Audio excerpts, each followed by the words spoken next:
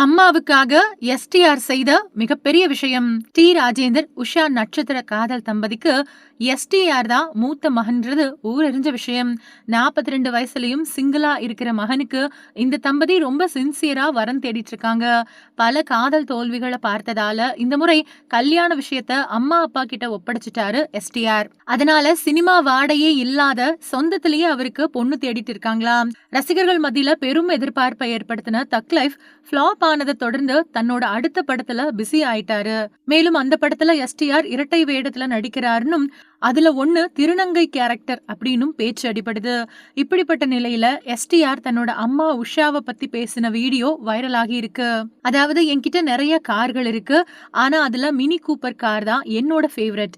ஏன்னா என்னோட அம்மா எனக்கு அதை ஒரு முறை கிஃப்டா கொடுத்தாங்கன்னு நெகிழ்ச்சியா பேசினாரு நம்ம சிம்பு. அடடே, இப்படிப்பட்ட அம்மா பாசமான ஆச்சரியமா கமெண்ட் பண்றாங்க.